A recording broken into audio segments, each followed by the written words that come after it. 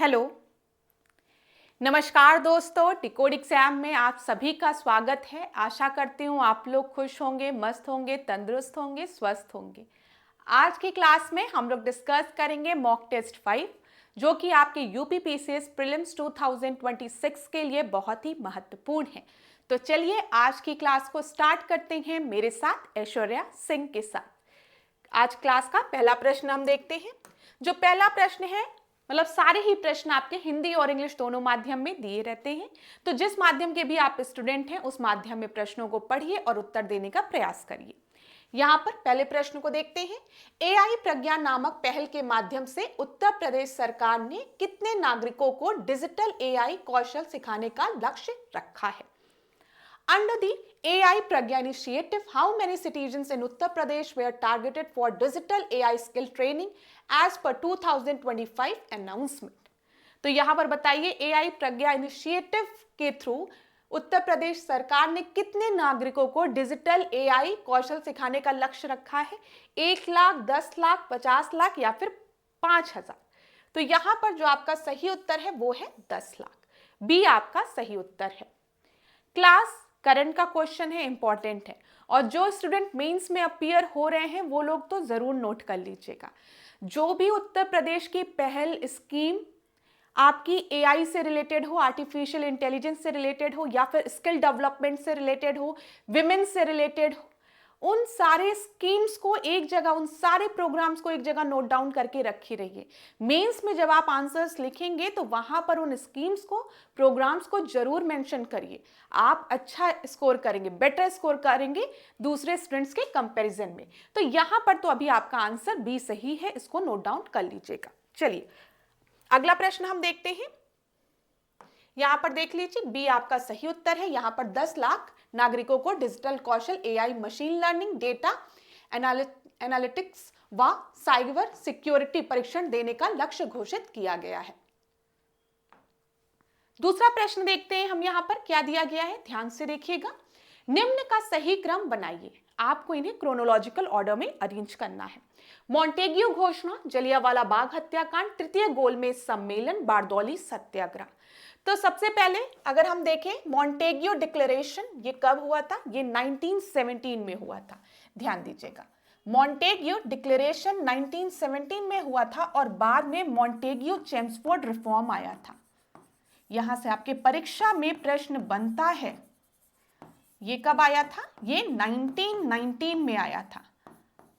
ठीक है, क्लियर है? जलियांवाला बाग हत्याकांड की बात करेंगे तो ये 13 अप्रैल 1919 को हुआ था। द्वितीय गोलमेज सम्मेलन की बात करेंगे तो ये 1932 में हुआ था। ठीक है, और बारदौली सत्याग्रह की अगर हम बात करेंगे तो ये 1928 में हुआ था। अब आप इन्हें अरेंज करिए तो सबसे पहला क्या हो जाएगा? मॉन्टेग्यू घोषणा, मॉन्टेग्यू डिक्लेरेशन। उसके बाद जलियांवाला बाग कांड, 1 के बाद 2। ठीक है, 2 के बाद अगर हम देखेंगे 4 हो जाएगा। 1 2 4 3, ये डी आपका सही उत्तर है। ठीक है, यहां पर डी जो है वो सही उत्तर है। एक बार देखना है तो आप ईयर देख लीजिए। अच्छा, यहां पर कुछ चीजें मैं आपको रिवाइज करवा देती हूं, जैसा कि पहले के क्लासेस में हम लोग करते थे कि जब मॉन्टेग्यू डिक्लेरेशन की बात मैंने आपको बताई, आप याद रखिएगा 1917 में। मॉन्टेग्यू चेम्सफोर्ड रिफॉर्म जो था वो 1919 में आया था, जिसमें कुछ इंपॉर्टेंट चीजें बोली गई थी जहां से आपके परीक्षा में प्रश्न बनता है। जैसे डायरकी की बात की जाती है, द्वैत शासन की बात की जाती है। ठीक है, याद रखिएगा 1919 में जो डायरकी थी, द्वैत शासन था, उसे प्रांतों में लगाया गया था। कहां पे? प्रोविंस में। कहां पे? प्रोविंस में। ठीक है, डायरकी मतलब क्या था? जो सब्जेक्ट्स थे उनको डिवाइड किया गया था 2 पार्ट्स में, एक रिजर्व्ड और एक आपका ट्रांसफर्ड। ठीक है, याद रखिएगा। रिजर्व लिस्ट में जो सब्जेक्ट्स हुआ करते थे, जो भी इसमें लिस्ट में जो आपके सब्जेक्ट्स हुआ करते थे, उस पे डिसीजन कौन लेता था? उस पे डिसीजन लेता था गवर्नर, जो गवर्नर होता था उस प्रांत का।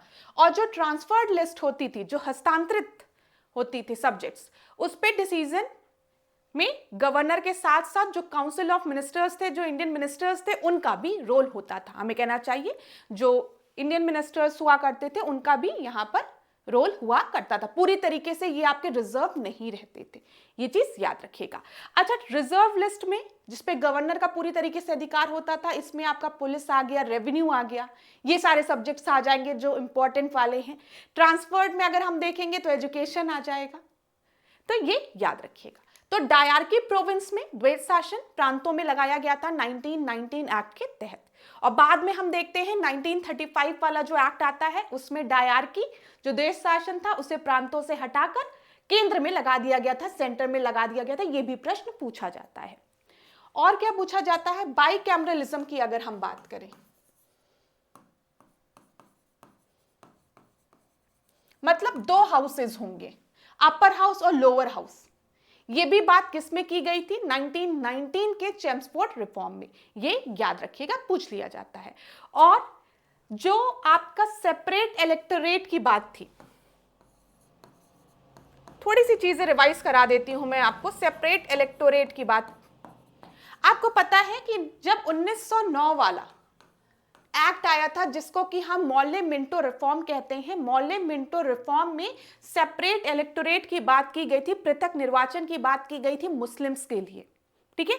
1919 एक्ट में जो मॉन्टेग्यू चेम्सफोर्ड रिफॉर्म था उसमें सेपरेट इलेक्टोरेट की बात की गई थी सिख के लिए, एंग्लो इंडियंस के लिए, क्रिश्चियन इंडियन क्रिश्चियंस के लिए एंड यूरोपियंस के लिए। यह भी याद रखिएगा। पृथक निर्वाचन की बात 1919 एक्ट में की गई थी सिख के लिए, यूरोपियंस के लिए, एंग्लो इंडियंस के लिए और इंडियन क्रिश्चियंस के लिए। ये चीज क्लियर हो गई। तो ध्यान दीजिएगा, जब भी 1919 वाला एक्ट आए तो बाइकैमरलिज्म मतलब अपर हाउस लोअर हाउस की बात की गई, डायरकी की बात की गई, प्रोविंस में डायरकी लगाने की बात की गई, और जो पृथक निर्वाचन प्रणाली थी उसको सिख के लिए, ठीक है, एंग्लो इंडियंस के लिए, इंडियन क्रिश्चियंस के लिए और यूरोपियंस के लिए एक्सटेंड कर दिया गया था, बढ़ा दिया गया था। इतनी चीजें क्लियर हो गई होगी। चलो, जलियांवाला बाग हत्याकांड आपको पता है, रॉलेट एक्ट के बाद जलियांवाला बाग हत्याकांड होता है। पंजाब के अगर हम देखें तो जो मुख्य नेता थे किचलू ब्रदर्स जिनको कहा जाता था, उनको अरेस्ट कर लिया जाता है। फिर 17 नवंबर 1932 आपको पता है थर्ड गोलमेज सम्मेलन होता है। थर्ड गोलमेज सम्मेलन का कोई भी मतलब रिजल्ट उतना नहीं निकलता है। बारदौली सत्याग्रह की अगर हम बात करें तो ये 1928 में होता है। अच्छा, थर्ड गोलमेज सम्मेलन में इंडियन नेशनल कांग्रेस पार्टिसिपेट नहीं करती है, याद रखिएगा। B.R. अम्बेडकर जो है वो तीनों गोलमेज सम्मेलन में पार्टिसिपेट करते हैं, फर्स्ट सेकंड थर्ड तीनों में। जो इंडियन नेशनल कांग्रेस है वो खाली सेकंड राउंड टेबल कॉन्फ्रेंस में पार्टिसिपेट करती है, और गांधी जी रिप्रेजेंट करने जाते हैं आईएनसी को। लेकिन सेकंड राउंड टेबल कॉन्फ्रेंस में क्या बात हो जाती है, कम्युनल अवार्ड की, ठीक है, जिससे नाखुश होकर गांधी जी वापस भारत आते हैं। और फिर आपको पता है बाद में पूना पैक्ट साइन होता है गांधी जी और अंबेडकर जी के मध्य। ये सारी जानकारी मैंने आपको पहले के टेस्ट में दी भी है, अभी बस हल्का सा रिवीजन करा रही हूँ। कहीं पर भी डाउट होगा तो कमेंट बॉक्स में बताइएगा। फिर 1928 के बारदौली सत्याग्रह की बात करें तो यहाँ पर हम लोग वल्लभ भाई पटेल जी को याद करते हैं। उन्हीं के नेतृत्व में बारदौली सत्याग्रह हुआ था, और सरदार की उपाधि उन्हें बारदौली की महिलाओं द्वारा दिया गई थी। सरदार की जो उपाधि, आज हम उन्हें सरदार वल्लभ भाई पटेल के नाम से जानते हैं, तो सरदार की उपाधि उन्हें इसी सत्याग्रह में दी गई थी, ठीक है। यहाँ पर क्या था कि जो बारदौली गुजरात में एक स्थान है जहां पर जो टैक्स था उसको बढ़ा दिया गया था 22% से, लेकिन वहां बारदौली में सूखे के कारण ऐसे ही लोगों के पास अनाज नहीं था, तो वो टैक्स कहां से देते, आप समझिए।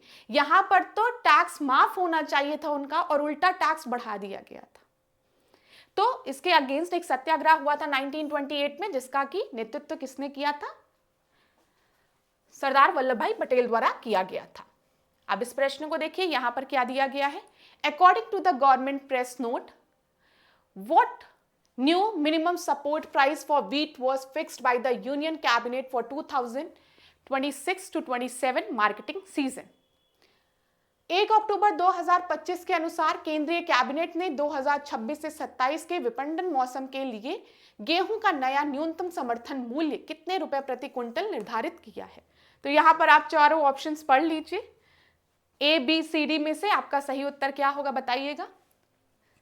डेटा जो है बहुत ही करीब दिए गए हैं यहां पर, तो आप इसको पढ़िए, ऐसे प्रश्न आपकी परीक्षा में पूछे जाते हैं, तो यहां पर जो आपका सही उत्तर है, अभी तक आप लोगों ने पढ़ लिया होगा, वो है 2585 प्रति क्विंटल। ठीक है, B is the right answer. ऐसे प्रश्न इंपॉर्टेंट होते हैं, आपके परीक्षा के लिए पूछ लिया जाता है, एमएसपी क्या डिसाइड किया गया है। अब यहां पर एक चीज और हम लोग डिस्कस कर लेते हैं, एमएसपी एंड एफआरपी। ठीक है, एमएसपी को अगर हम इसका फुल फॉर्म देखेंगे तो मिनिमम सपोर्ट प्राइस, यहां पे एफआरपी जो है वो फेयर एंड रेम्यूनरेटिव प्राइस होता है। ये याद रखिएगा, एमएसपी जो है वो लगभग 23 क्रॉपों के लिए डिसाइड होता है, लेकिन जब हम एफआरपी की बात करेंगे तो एफआरपी जो है खाली शुगर केन के लिए होता है। ठीक है, जब भी गन्ना की बात आएगी, शुगर केन की बात आएगी, तो वहां पर आपको एमएसपी लिखा हुआ नहीं मिलेगा, एफआरपी लिखा हुआ मिलेगा। ठीक है, फेयर एंड रेम्यूनरेटिव प्राइस लिखा हुआ मिलेगा, ये चीज याद रखिएगा।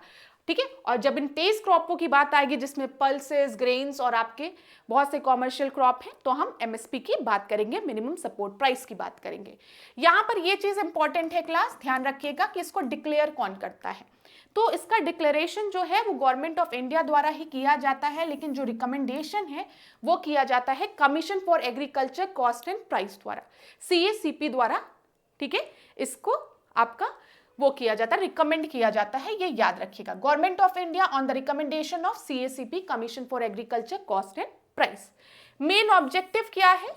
यही ऑब्जेक्टिव है कि जो फार्मर्स है उनको बेनिफिट मिल सके, कहीं ऐसा ना हो कि जितने में उन्होंने बोया है उससे कम में उस क्रॉप की खरीदारी हो तो फिर वो लॉस में चले जाएंगे। तो मिनिमम सपोर्ट प्राइस, इतना तो सपोर्ट प्राइस उनको मिलना ही चाहिए। ये चीज क्लियर हो गई होगी। चल, बस इतना मुझे आपको बताना था। कभी कभी पेपर में पूछ लिया जाता है कि जब शुगर केन की बात आती है तो एफआरपी याद रखिएगा। ठीक है, फेयर एंड रेम्यूनरेटिव प्राइस। चलो, फोर्थ प्रश्न को देखिए, यहां पर क्या दिया गया है। According to the third advance estimate for 2024 to 25, what was the approximate food grain production in India? Bharat के 2024 से 25 के तीसरे अग्रिम अनुमान के अनुसार खाद्य अनाज का उत्पादन लगभग कितना है भारत में? तो यहां पर नंबर है, तो बताइए ABCD में से आपका सही उत्तर क्या होगा? तो ये 353.96 मिलियन टन है। बी आपका सही उत्तर है यहां पर। ठीक है क्लास, बी जो है वो आपका सही उत्तर है।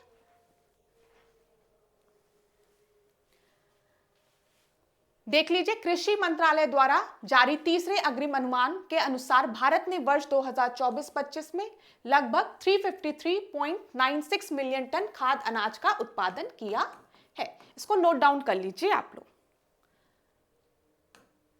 अगला प्रश्न देखते हैं। Kiel canal connect which of the following seas? ठीक है, जो कील नहर है निम्नलिखित में से किन सागरों को आपस में जोड़ती है? तो बताइए, नॉर्थ सी, रेड सी, बाल्टिक सी, रेड सी, ब्लैक सी, रेड सी, नॉर्थ सी, बाल्टिक सी। तो यहां पर आपका सही उत्तर क्या होगा? तो यहां पर जो आपका सही उत्तर है वो है नॉर्थ सी एंड बाल्टिक सी को कील कैनाल कनेक्ट करते हैं। यहां पर देख लीजिए, ये आपको कील कैनाल दिख रहा है, ये दिख रहा है, ये कील कैनाल। यहां पर अगर आप देखेंगे तो इधर आपके नॉर्थ सी है और इधर आपकी बाल्टिक सी है। ठीक है, अगर यहां पर आपको नॉर्थ सी देखने को मिलेगा, इधर बाल्टिक सी है, तो कील कैनाल जो है वो नॉर्थ सी को कनेक्ट करता है बाल्टिक सी से।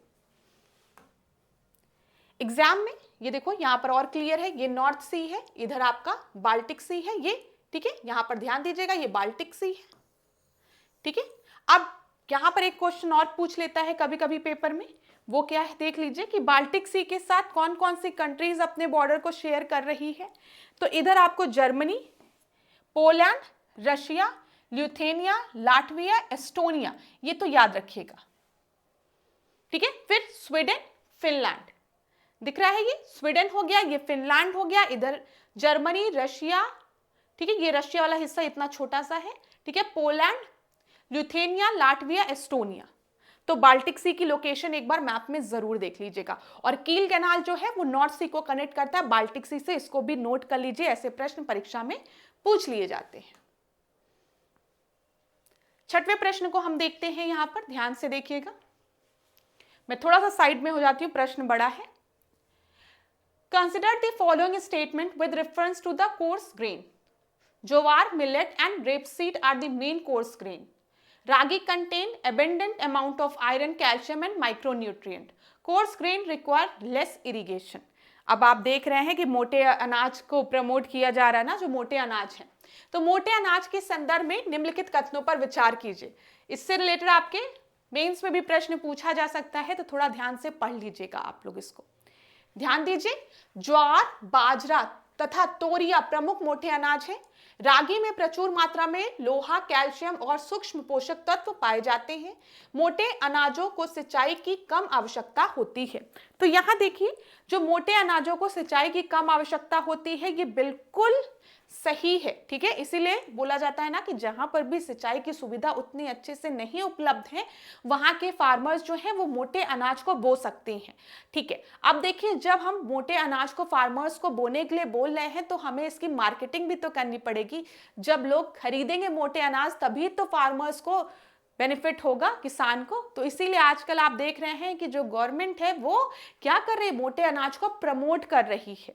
ठीक है, ये ध्यान दीजिएगा. तो मोटे अनाज को सिंचाई की कम आवश्यकता होती है, बिल्कुल सही है. रागी की अगर हम बात करेंगे तो प्रचुर मात्रा में इसमें लोहा, कैल्शियम और सूक्ष्म पोषक तत्व पाए जाते हैं, बिल्कुल सही है. ज्वार, बाजरा, तोरैया प्रमुख मोटे अनाज है. ये जो तोरिया है ना, तोरिया जो है ये मोटे अनाज की कैटेगरी में नहीं आता, ये एक दलहन फसल है. ज्वार, बाजरा तो है, लेकिन तोरिया नहीं है. इस वजह से जो फर्स्ट ऑप्शन है वो आपका गलत हो जाएगा, लेकिन दूसरा, तीसरा सही है. और प्रश्न में पूछा गया है कि कौन से कथन आपके सही हैं. ध्यान दीजिएगा, तो केवल 2 और 3 सही है, जो पहला है वो आपका गलत है. आगे बढ़ते हैं. यहां पर देख लीजिए, अगर हम मोटे अनाज की बात करते हैं तो ज्वार हो गया आपका, बाजरा हो गया, रागी हो गई, मक्का हो गया, कोदो हो गया, कुटकी, सावा, चेना आदि ये मोटे अनाज है. ठीक है, रागी तो आप लोग देखते हैं कि बोला जाता है बच्चों को भी खिलाइए, कैल्शियम इसमें बहुत ज्यादा होता है, आयरन होता है, तो बोन्स के लिए भी बहुत ज्यादा अच्छा होता है रागी. फिर इसकी खेती अगर हम देखें, मोटे अनाज की खेती राजस्थान के दक्षिण पूर्वी भाग में होती है. इसके अतिरिक्त महाराष्ट्र, कर्नाटक तथा आंध्र प्रदेश में भी इसकी खेती होती है. मोटे अनाज सूक्ष्म क्षेत्र में उपजाए जाते हैं, इन्हें अधिक सिंचाई की आवश्यकता नहीं होती है, जो कि मैंने आपको बता दिया. कथन 1 क्यों गलत था वो मैंने आपको बता दिया है, क्योंकि ज्वार, बाजरा, रागी जो है भारत में उगाए जाने वाले मोटे अनाज है, लेकिन तुरिया जो है वो दलहनी फसल है. ठीक है, ये याद रखिएगा. और बाकी सब आपका सही है. अगर हम देखें, इन्हें कम वर्षा की आवश्यकता होती है. ठीक है, 25 से 75 सेमी और कम सिंचाई की आवश्यकता होती है, ये याद रखिएगा. चलिए आगे बढ़ते हैं. अगला प्रश्न हम देखते हैं. As per the latest 2025 report of the department of animal husbandry and dairy, what was the annual growth rate of milk production in the state? Bharat के उत्तर प्रदेश की हम बात कर रहे हैं. उत्तर प्रदेश के कंटेक्स्ट में ये प्रश्न है कि अगर हम देखें कि दूध उत्पादन में कितने की वार्षिक वृद्धि हुई है, ये आपको बताना है. उत्तर प्रदेश के पशुधन व डेयरी विकास विभाग के 2025 की ताजा रिपोर्ट के अनुसार राज्य में दूध उत्पादन वृद्धि की वार्षिक दर कितनी रही है. तो बताइए, कितने से प्रोडक्शन आपका बढ़ा है. यहां पर मिल्क प्रोडक्शन की बात हो रही है, तो याद रखिएगा 6.2%. ये सारे डेटा आप मेंस के लिए भी नोट डाउन कर सकते हैं, मेंस में आप इन डेटा को लिख सकते हैं. ठीक है, 6.2% से इंक्रीमेंट हुआ है. अक्टूबर 2025 में प्रकाशित राज्य पशुधन व डेयरी विभाग की वार्षिक रिपोर्ट के अनुसार अगर हम चलेंगे तो 6.2% वार्षिक वृद्धि दर्ज की गई है. ठीक है, क्लियर है. चलो आगे बढ़ते हैं. इस प्रश्न को देखिए, यहां पर क्या दिया गया है. Consider the following statement. Major Dhyanchand sport university जो है वो आपकी उसकी स्थापना की जा रही है. मेजर ध्यानचंद क्रीड़ा विश्वविद्यालय की स्थापना मेरठ में हो रही है. ये बिल्कुल सही है, मेरठ में ही major Dhyanchand sport university establish करने की बात कही गई है. दूसरा देखते हैं, डॉक्टर राजेंद्र प्रसाद राष्ट्रीय विधि विश्वविद्यालय की स्थापना प्रयागराज में प्रस्तावित है. ये भी ठीक है. उत्तर प्रदेश पुलिस तथा फॉरेंसिक साइंस विश्वविद्यालय की स्थापना गोरखपुर में प्रस्तावित है. ये आपका गलत है. अगर हम देखें उत्तर प्रदेश पुलिस तथा फॉरेंसिक साइंस विश्वविद्यालय की जो स्थापना है वो गोरखपुर में प्रस्तावित नहीं है, वो प्रस्तावित है लखनऊ में। कहां पर? लखनऊ में। तो नोट कर लीजिएगा। तो यहां पर क्या बोला गया है, कौन से कथन आपके सही हैं? तो खाली कथन 1 और 2 आपका सही है, तीसरा कथन आपका गलत है। ए आपका सही उत्तर हो गया। ठीक है, 1 इज द राइट आंसर। आगे बढ़ते हैं, यहां पर देख लेते हैं कुछ और हम लोग विश्वविद्यालय को देख लेते हैं। जैसे मेजर ध्यानचंद क्रीड़ा विश्वविद्यालय की स्थापना कहां पर हो रही है? मेरठ में। क्रीड़ा बोला, कीड़ा नहीं, क्रीड़ा ना, स्पोर्ट यूनिवर्सिटी। ठीक है। उत्तर प्रदेश पुलिस और फॉरेंसिक साइंस विश्वविद्यालय लखनऊ। महायोगी गुरु गोरखनाथ आयुष विश्वविद्यालय गोरखपुर। डॉक्टर राजेंद्र प्रसाद राष्ट्रीय विधि विश्वविद्यालय प्रयागराज। महात्मा बुद्ध कृषि एवं प्रौद्योगिकी विश्वविद्यालय कुशीनगर। मां विंध्यवासिनी राज्य विश्वविद्यालय विंध्याचल मंडल। मां पाटेश्वरी देवी राज्य विश्वविद्यालय ये देवी पाटन, और राज्य विश्वविद्यालय जो है वो मुरादाबाद। तो यहां पर इसको नोट डाउन कर लीजिएगा, यहां से आपके परीक्षा में प्रश्न बन सकते हैं, करंट के भी प्रश्न आप देख सकते हैं। चलिए अगला प्रश्न हम देखते हैं। Consider the following statement regarding the evergreen and semi evergreen forest के बारे में हमें बताना है। These forest are found in very humid and hot part of India. ठीक है। दूसरा स्टेटमेंट दिया गया है, the relative humidity in these area is more than 70%। फिर तीसरा स्टेटमेंट दिया गया, due to warm humidity and temperature these forest are very dense and high. तो आपको बताना है सही उत्तर क्या है आपका। यहाँ पर उष्णकटिबंधीय सदाबहार एवं अर्ध सदाबहार वन की बात की गई है। अच्छा, जब हम सदाबहार वन की बात करते हैं, हम ट्रॉपिकल फॉरेस्ट की बात करते हैं, तो आपको पता है, आप लोग पढ़े होंगे, ये ग्लोब है हमारा अगर, ठीक है, यहाँ पर क्या है, विषुवत रेखा है, मतलब हम इक्वेटर की बात कर रहे हैं, विषुवत रेखा की हम बात कर रहे हैं, और इसके ऊपर आपको पता है 23.5 डिग्री नॉर्थ और 23.5 डिग्री साउथ। 23.5 डिग्री नॉर्थ को हम क्या कहते हैं, कर्क रेखा ना, ट्रॉपिक ऑफ कैंसर, और 23.5 डिग्री साउथ को हम क्या कहते हैं, मकर रेखा। ठीक है, ट्रॉपिक ऑफ कैप्रिकॉर्न। और ये वाला रीजन जो है वो ट्रॉपिकल रीजन है।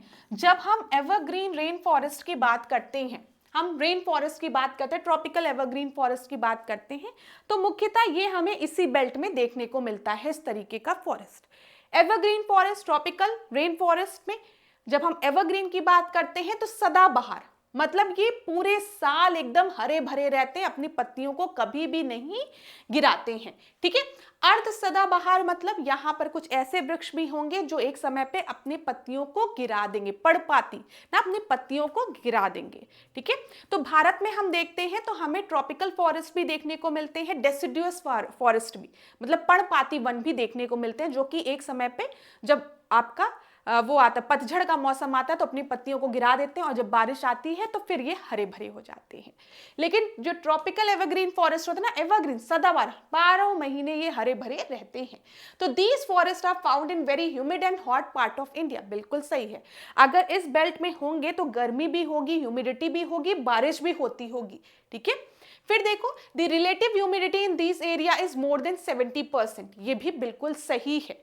फिर due to warm humidity and temperature these forest are very dense and high. हाँ, जो इस बेल्ट में आपके फॉरेस्ट मिलते हैं, ट्रॉपिकल फॉरेस्ट मिलते हैं, वो आप देखेंगे कि वहां के जो वृक्ष होते हैं ना, वो बहुत ही घने होते हैं, बहुत ही अगल बगल होते हैं, और बहुत लंबे होते हैं।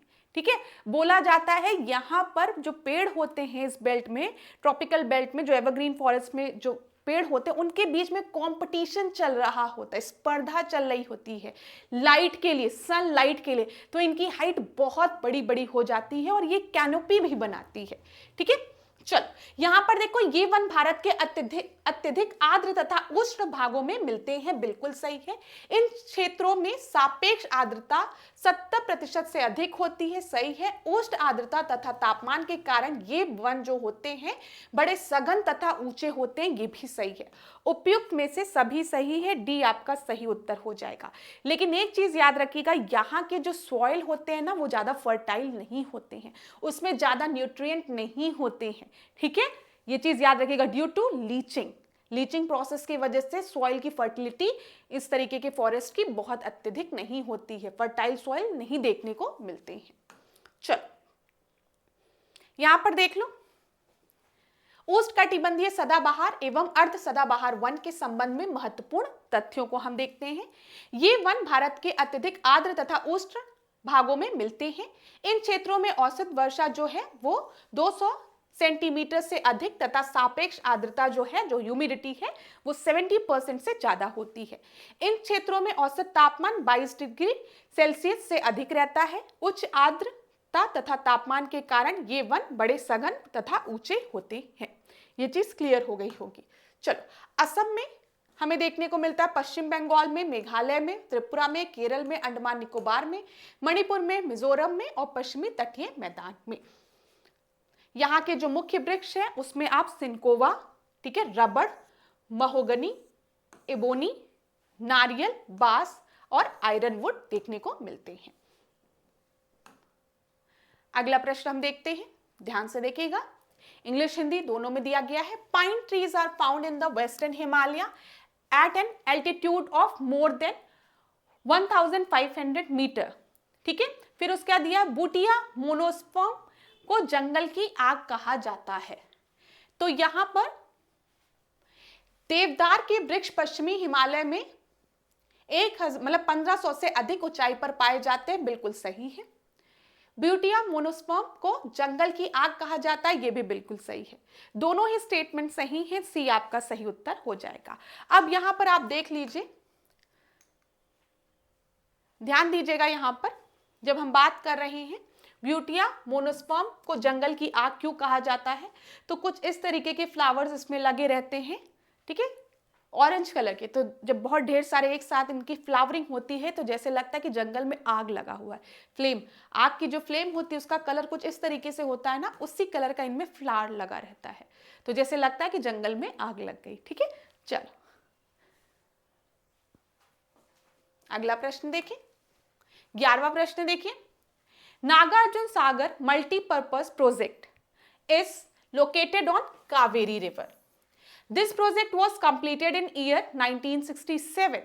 नागार्जुन सागर बहुउद्देशीय परियोजना कावेरी नदी पर स्थित है। यह परियोजना वर्ष 1967 में पूरी हुई थी। तो यहां पर ध्यान दीजिएगा, नागार्जुन सागर जो परियोजना है वो कावेरी नदी पर नहीं, वो कृष्णा नदी पर है। किस पर है? वो कृष्णा नदी पर है। और यह परियोजना 1967 में पूरी हुई थी, ये सही है। बोला गया है इनमें से कौन सा कथन सही नहीं है। ध्यान दीजिएगा क्लास, कौन सा कथन सही नहीं है, तो केवल पहला जो कथन है वो सही नहीं है, दूसरा कथन बिल्कुल सही है। तो 11वें प्रश्न का सही उत्तर क्या हो जाएगा? ए आपका सही उत्तर हो जाएगा, ठीक है। ये देखिए, नागार्जुन सागर बहुउद्देशीय परियोजना जो है वो कृष्णा नदी पर स्थित है। यह परियोजना वर्ष 1967 में पूरी हुई थी। यह परियोजना आंध्र प्रदेश, नवगठित तेलंगाना दोनों राज्यों में विस्तारित है, ठीक है।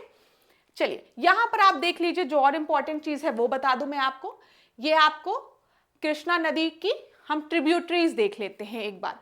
तो भीमा याद रखिएगा, दिंडी याद रखिएगा, मूसी याद रखिएगा, जो पूछा जाता है वो मैं आपको बता रही हूं। फिर इधर घाट प्रभा, पंचगंगा, कोयना और मालप्रभा, ठीक है, याद रखिएगा। मालप्रभा, तुंगभद्रा, कोयना, ठीक है, पंचगंगा, ये याद रखिएगा। ये ट्रिब्यूटरीज हैं किसकी? कृष्णा नदी की। ट्रिब्यूटरीज मैं आपको याद करा दूंगी, पहले के टेस्ट में भी मैंने याद कराया था आपको, फिर मैं याद करा दूंगी, उसकी चिंता आप लोग नहीं करेंगे। अगला प्रश्न हम देखते हैं,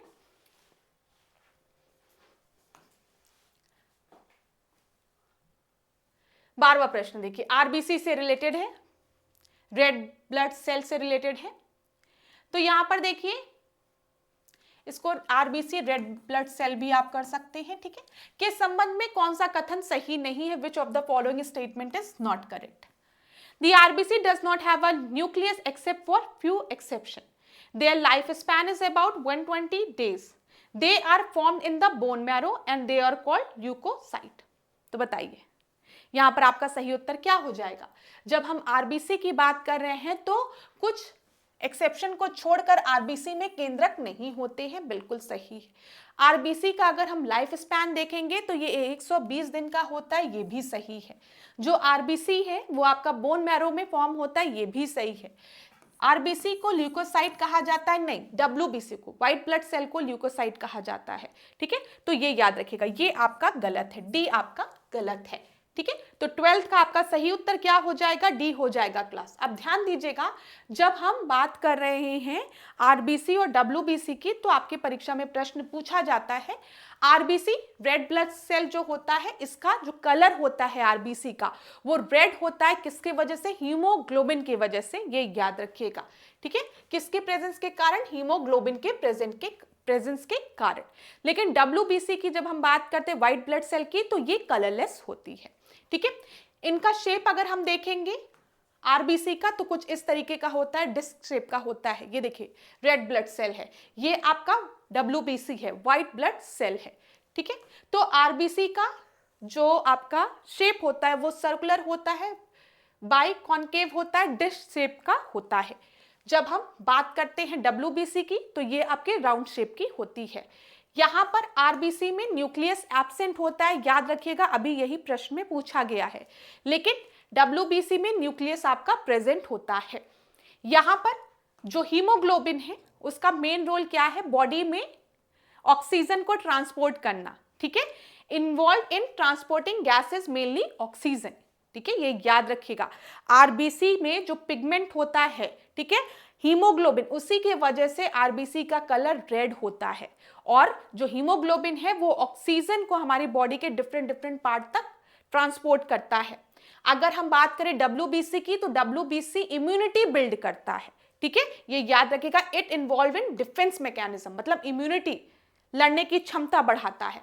लाइफ स्पैन की अगर हम बात करेंगे डब्ल्यूबीसी की, तो वो आपकी 5 से 21 दिन की होती है, और आरबीसी की लाइफ स्पैन कितनी होती है? 120 दिन की, याद रखिएगा। फिर यहां पर क्लास जो और इंपॉर्टेंट चीज आपको याद रखनी है वो ये है कि अगर हम अपनी बॉडी में देखें, there is only a single type of RBC, लेकिन डब्ल्यूबीसी के 5 टाइप्स देखने को मिलते हैं। ठीक है, 40 to 45% of total volume of blood जो होता है वो आरबीसी का बना होता है। खाली 1% of the total volume of blood जो होता है वो डब्ल्यूबीसी का बना होता है। ये मेन चीजें मैंने आपको बता दी है। चलो अगला प्रश्न हम देखते हैं, ये मैंने आपको बता दिया। इस प्रश्न को देखो, 13 प्रश्न को। सोडियम 24 जो है वो ब्लड क्लॉट्स को डिटेक्ट करने के लिए यूज होता है इन द सर्कुलेटरी सिस्टम, सही है। कार्बन 14 जो है वो ट्रीटमेंट ऑफ कैंसर के लिए यूज होता है, नहीं। कार्बन डेटिंग का यूज तो हम किसी की लाइफ को पता करने के लिए कि कितना पुराना है, इसको फाइंड आउट करने के लिए कार्बन डेटिंग या कार्बन 14 का प्रयोग किया जाता है। Iodine 131 to find the thyroid gland disorder, ये सही है। तो यहां पर आपका करेक्टली मैच्ड बताना है आपको, तो 1 and 3 is right, second is wrong. Clear ना क्लास? कोई दिक्कत नहीं हो रही होगी।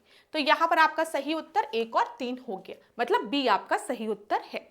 सोडियम 24 के बारे में मैंने आपको बता दिया कि ब्लड में जो थक्के हैं उसको डिटेक्ट करने के लिए Na24 का प्रयोग किया जाता है। कार्बन काल के निर्धारण में कि कितना पुराना है, ठीक है। फास्फोरस 32 की बात अगर हम करेंगे तो ये रुधिर की खराबी से उत्पन्न रोगों तथा ल्यूकीमिया के उपचार में इसका प्रयोग किया जाता है, P32 का। फिर आयोडीन 131 थायराइड ग्रंथि के विकार को डिटेक्ट करने के लिए, ठीक है। फिर फेरस 59 अरक्ता के रोग को ज्ञात करने के लिए, कोबाल्ट 60 कैंसर के उपचार के लिए, और आर्सेनिक 14 त्वचा संबंधी रोगों के लिए इनका प्रयोग किया जाता है। रेडियो एक्टिव समस्थानिक व उनका उपयोग इस प्रकार है, तो ये याद रखिएगा। चलिए, अगर स्क्रीनशॉट लेना है तो आप स्क्रीनशॉट भी ले सकते हैं क्लास। कहीं पर भी आपको अगर ऐसा लगे कि मैम की स्पीड बहुत तेज हो रही है या मैम को थोड़ा सा पॉज करके पहले प्रश्न पढ़ने का समय देना चाहिए, ऐसा कुछ लगे तो वीडियो को पॉज कर लिया करिए, आराम से प्रश्नों को पढ़ा करिए, फिर उत्तर देने का प्रयास किया करिए। अगले प्रश्न को हम देखते हैं। 14 प्रश्न को देखिए, यहाँ पर क्या दिया गया है। भारतीय संविधान का संदर्भ लेते हुए निम्नलिखित कथनों पर विचार कीजिए। भारत के संविधान का अनुच्छेद 15 भारत के नागरिकों तथा विदेशियों दोनों को उपलब्ध है। दूसरा दिया गया, भारत के संविधान का अनुच्छेद 16 जो है वो केवल भारत के नागरिकों को उपलब्ध है। और आखिरी आपको दिया गया, कानून के समक्ष समानता केवल भारत के ही नागरिकों को प्राप्त है। Equality before the law is available only to the citizen of India. 16 the constitution of India is available only to the citizen of India. और पहला है आपका the constitution, article 15 of the constitution of India is available to both citizen, foreigner and Indians. तो यहाँ पर आपका सही उत्तर क्या हो जाएगा बताइए। वीडियो को पॉज करना है तो आप वीडियो को पॉज भी कर सकते हैं क्लास। तो यहाँ पर जो आपका सही उत्तर है वो है, पूछा गया कौन सा करेक्ट है, खाली दूसरा आपका सही है, ये याद रखिएगा। Only 2 is correct. यहाँ पर आर्टिकल 16 की जब हम बात करेंगे तो it is available only to the citizen, सही है। आर्टिकल 15 भी जो है ना वो खाली भारतीय नागरिकों को ही प्राप्त है। यहाँ पर फॉरेनर्स की भी बात की गई है जो कि गलत है, ये याद रखिएगा। तो डी आपका सही उत्तर है। जब हम अनुच्छेद 15 की बात करते हैं तो यहाँ पर धर्म, मूल वंश, जाति, जन्मस्थान तथा लिंग के आधार पर विभेद को क्या किया गया, प्रतिषेध किया गया। ये खाली भारतीय नागरिकों को ही प्राप्त है। बोला गया है ना, prohibition on the ground of race, caste, sex, religion and place of birth. तो ये ध्यान दीजिएगा। 16 की अगर हम बात करें तो यहाँ पे पब्लिक एम्प्लॉयमेंट में अपॉर्चुनिटी की बात की गई है, ठीक है। तो यहाँ पर देखिए लोक नियोजन के विषय में अवसर की समानता की बात की गई है, या केवल भारत के नागरिकों को ही प्राप्त है, तो सही बात है, ठीक है। फिर 14 की बात करें तो equality before the law and equal protection of law की बात की गई है। तो राज्य भारत के राज्य क्षेत्र में किसी व्यक्ति को विधि के समक्ष समता से या विधियों के समान संरक्षण से वंचित नहीं करेगा, या भारत के नागरिकों तथा विदेशियों दोनों को प्राप्त है। क्लियर है यहाँ पर। तो प्रश्न में आपके यहाँ पर दिया था ना कि equality before the law is available only to citizen of India, इसी वजह से ये गलत है, ठीक है। चलिए 15 प्रश्न को अब देखिए। यहाँ पर नवयुवकों द्वारा 18 वर्ष की आयु पर मताधिकार का प्रथम बार प्रयोग किस आम चुनाव में किया गया था। तो यहाँ पर ध्यान दीजिएगा, जो वोटिंग एज थी अगर हम कहें उसको रिड्यूस कर दिया गया था 21 साल से 18 साल, ठीक है। ये कब हुआ था, 61st कॉन्स्टिट्यूशनल अमेंडमेंट एक्ट के तहत, जो कि कब आया था 1989 में। तो उत्तर क्या हो जाएगा, सी आपका सही उत्तर हो जाएगा। क्लियर है क्लास। तो यहाँ पर देख लीजिए, नवयुवकों द्वारा वर्ष 18 वर्ष की आयु पर मताधिकार का पहली बार प्रयोग 1989 के आम चुनाव में किया गया था। अगर हम देखें, उल्लेखनीय है कि जो 61st कॉन्स्टिट्यूशनल अमेंडमेंट एक्ट 1989 के द्वारा जो वोटिंग एज थी उसको 21 साल से घटाकर 18 साल कर दी गई थी, ठीक है। तो लोकसभा व राज्यसभा के क्रमशः 15 व 20 सितंबर 1988 को इस अधिनियम को पारित किया गया, और इसके संदर्भ में राष्ट्रपति की स्वीकृति जो है वो 28 मार्च को मिली थी 1989 में। बस आप ये याद रखिएगा कि कॉन्स्टिट्यूशनल अमेंडमेंट एक्ट 61, ठीक है, 61st कॉन्स्टिट्यूशनल अमेंडमेंट एक्ट 1989 के तहत जो वोटिंग एज थी उसको 21 साल से घटाकर 18 वर्ष कर दी गई थी। बस ये याद रखिएगा। चलिए 16th प्रश्न को अब हम देखते हैं। In the startup ecosystem ranking 2025, the Department for Promotion of Industry and Internal Trade, what category was Uttar Pradesh placed in? Startup ecosystem ranking 2025 के तहत अगर हम देखेंगे तो उत्तर प्रदेश को किस श्रेणी में रखा गया था, एस्पायरिंग लीडर में, टॉप परफॉर्मर में, इमर्जिंग स्टेट में, या फिर फ्रंट रनर में। तो बताइए यहाँ पर आपका सही उत्तर क्या हो जाएगा। टाइम ले लीजिए। DPIIT की ये रिपोर्ट थी, department for promotion of industry and internal trade की। इसमें भारत को किस स्थान पर रखा गया था, तो भारत को टॉप परफॉर्मर में रखा गया था। तो उत्तर क्या हो जाएगा, बी आपका सही उत्तर हो जाएगा। यहां पर देख लीजिए क्लास एक बार ढंग से कि जब हम देखते हैं जुलाई 2025 में स्टार्टअप इकोसिस्टम रैंकिंग में भारत को, क्लास भारत बोल रही हूं मैं, उत्तर प्रदेश को, ठीक है, यहां पर डिफरेंट स्टेट को डिफरेंट कैटेगरीज में रखा गया था। जब हम उत्तर प्रदेश की बात कर रहे हैं तो उत्तर प्रदेश को टॉप परफॉर्मर में रखा गया था। यहीं पर अगर आप देखेंगे तो ध्यान दीजिएगा, फ्रंट रनर की श्रेणी में केवल 2 राज्य थे, कर्नाटक और महाराष्ट्र, ठीक है। फ्रंट रनर में कर्नाटक और महाराष्ट्र थे। उत्तर प्रदेश जो हमारा वो किसमें था, वो आपका टॉप परफॉर्मर की श्रेणी में रखा गया था, ठीक है। ये चीज याद रखिएगा, गलती से वो हो गया था कि उत्तर प्रदेश को भारत बोल दिया था मैंने, तो ये याद रखिएगा।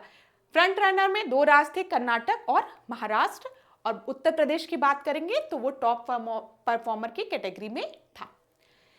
17 प्रश्न को अब हम देखते हैं। यहां पर क्या दिया गया है, उत्तर प्रदेश के सीमावर्ती प्रदेशों के संदर्भ में निम्नलिखित कथनों में से कौन से कथन आपके सही हैं।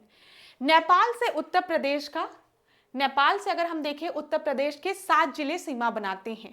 आगरा और इटावा राजस्थान से सीमा बनाते हैं और फिर सोनभद्र छत्तीसगढ़ से सीमा बनाता है। तो आपको बताना है यहां पर सही उत्तर क्या है। तो बताइए यहां पे कौन कौन से आपके सही हैं, ये बताना है आपको। तो बताइए यहां पर 7 डिस्ट्रिक्ट जो है उत्तर प्रदेश का, वो अपने बॉर्डर को शेयर करता है नेपाल के साथ।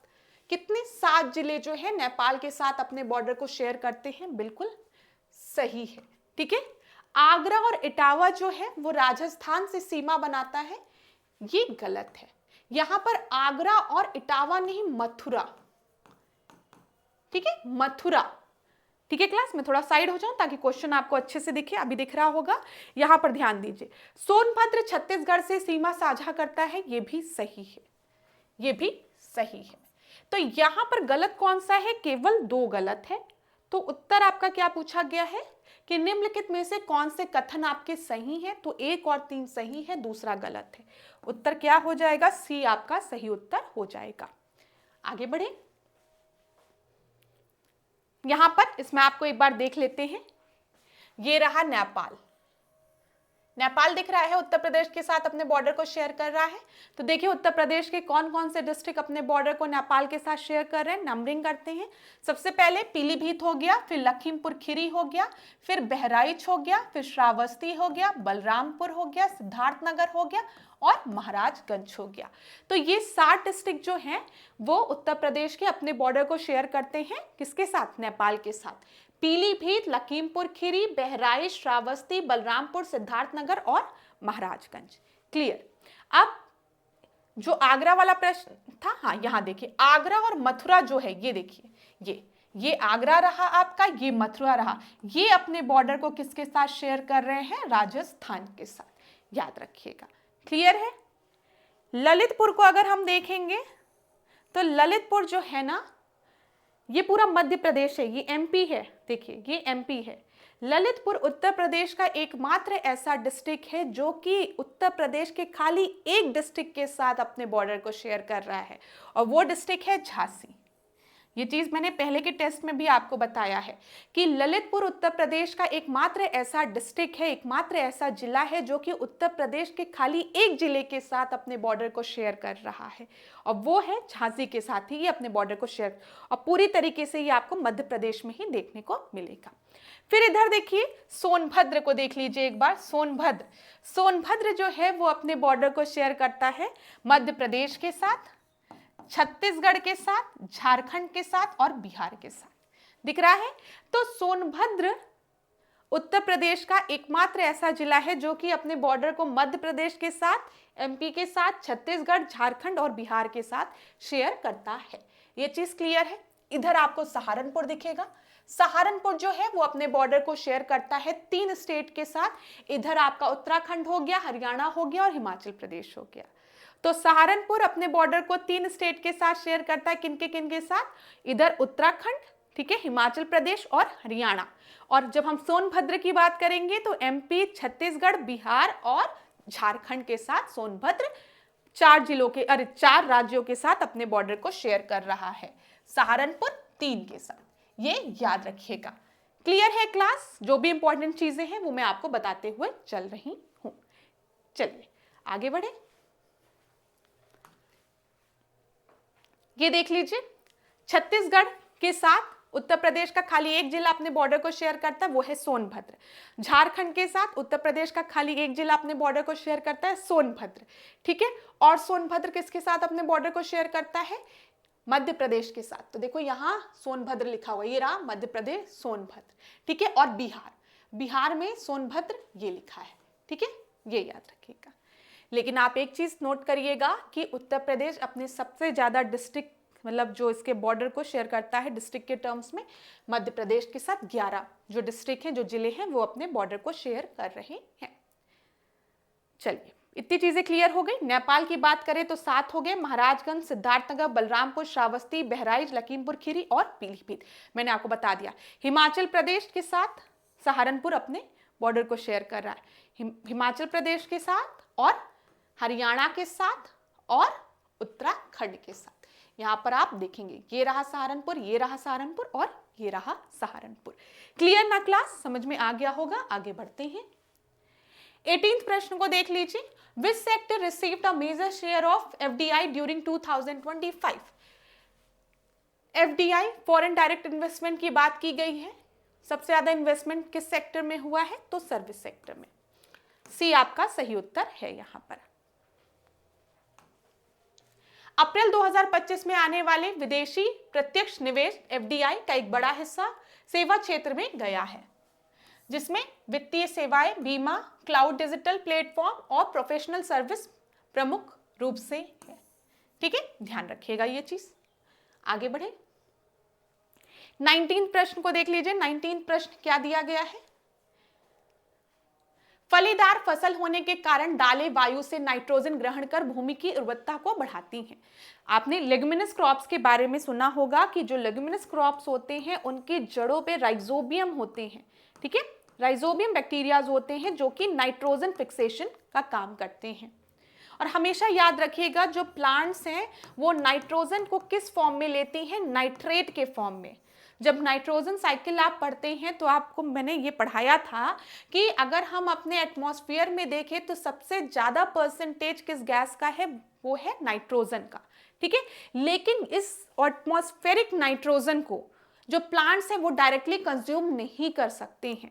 उनको नाइट्रोजन कंजप्शन के लिए नाइट्रोजन को वो किस फॉर्म में कंज्यूम करते हैं? नाइट्रेट के फॉर्म में। तो ये याद रखिएगा, इसीलिए नाइट्रिफिकेशन प्रोसेस होता है, वो सब होता है। और ये जो लेग्युमिनस प्लांट्स है ना, इनके रूट्स पे राइजोबियम होते हैं जो कि नाइट्रोजन को क्या करते हैं? नाइट्रोजन फिक्सेशन का काम करते हैं, नाइट्रेट के फॉर्म में कन्वर्ट करते हैं। ये याद रखिएगा, ये बिल्कुल सही है आपका, ये सही है।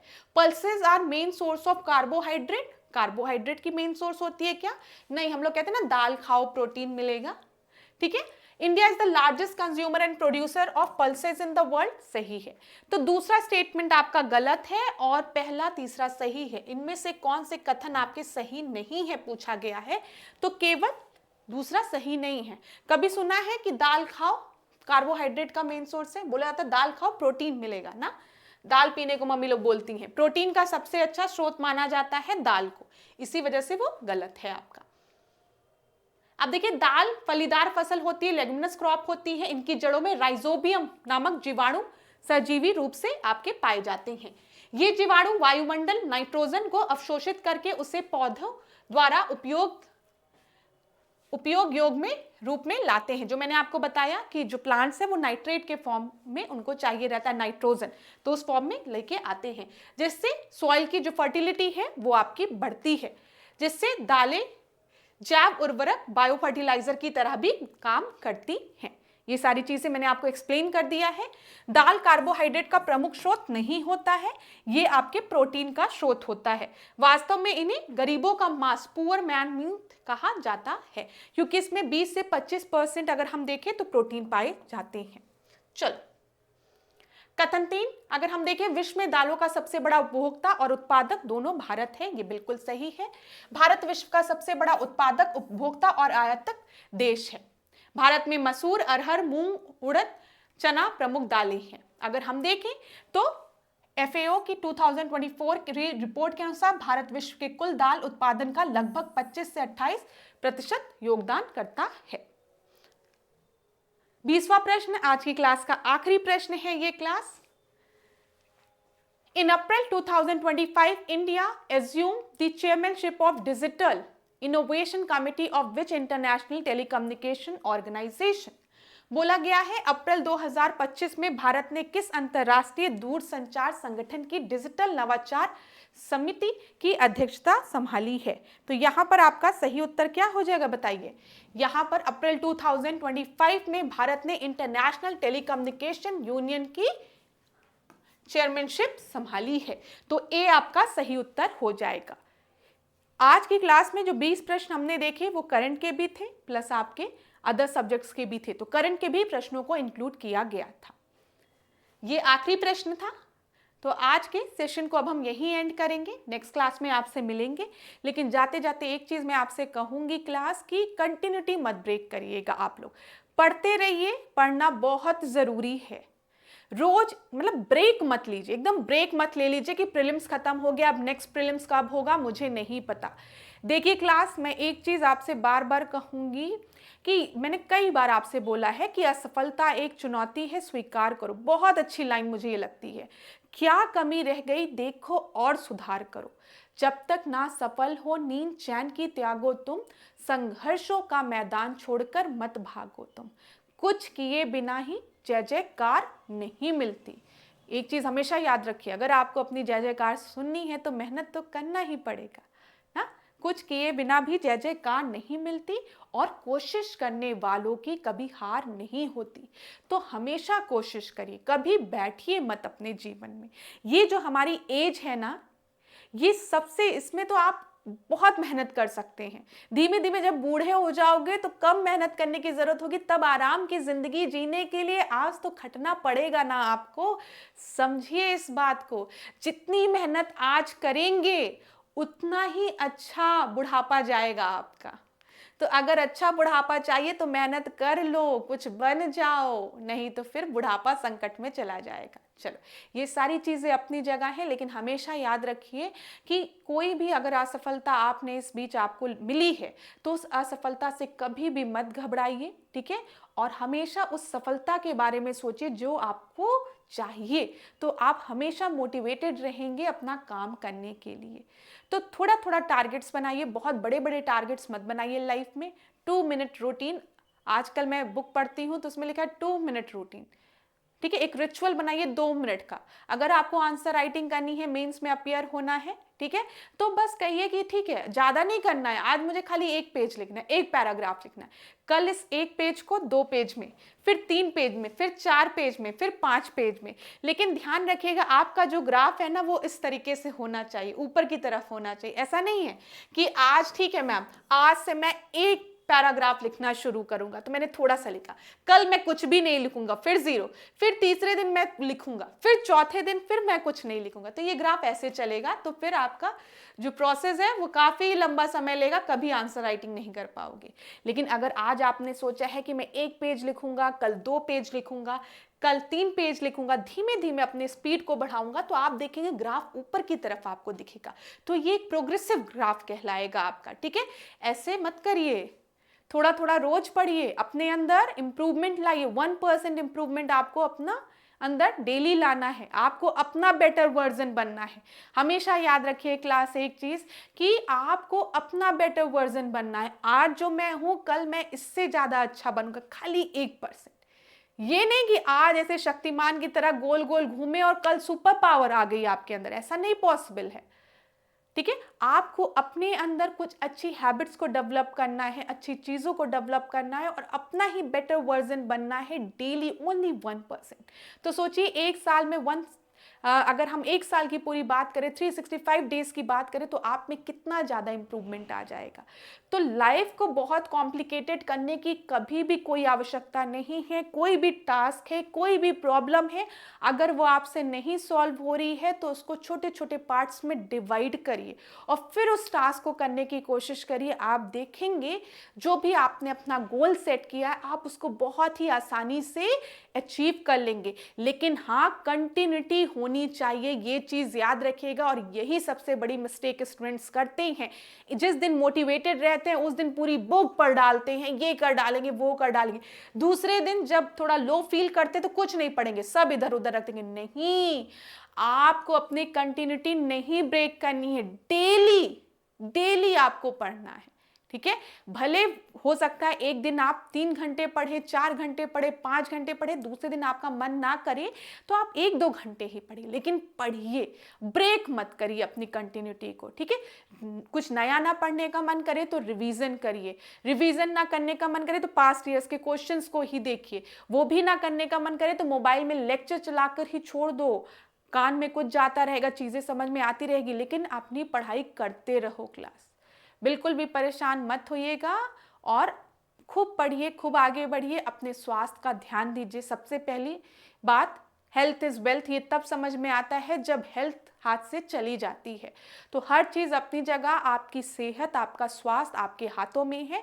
तो एक्टिव रहिए, खूब पढ़िए, खूब पानी पीजिए, खुश रहिए, खुद भी खुश रहिए और खुशियाँ लोगों में बांटिए भी। ऐसा अपनी पर्सनालिटी बनाइए, जब 10 लोगों के बीच में जाके बैठिए तो लोगों को आपकी में से एक पॉजिटिव वाइब्स ही मिले, ना कि एकदम नकारात्मक मिले। अरे यार, कितना दुख है जीवन में, कितनी परेशानी है। छोड़ो, सबके जीवन में परेशानी है। जीवन में बस अच्छा सोचो, अच्छा करो, ठीक है, और मेहनत करो, अपने प्रति ईमानदार रहो। जीवन में जब खुद के प्रति ईमानदार रहोगे तो ईश्वर आपको सफलता जरूर देगा। इस विश्वास के साथ खूब पढ़िए, खूब आगे बढ़िए। कोई भी परेशानी होती है, दिक्कत होती है, द डिकोड एग्जाम की पूरी टीम आपके साथ है। हम आशा करेंगे आपको सफलता जल्दी मिले और आप लोग जल्दी से कहीं पे एज अ ऑफिसर ज्वाइन करें। तो thank you so much class. इसी तरीके से मेरे साथ ऐश्वर्या सिंह के साथ डिकोड एग्जाम के साथ बने रहिए। आपका दिन मंगलमय हो। धन्यवाद।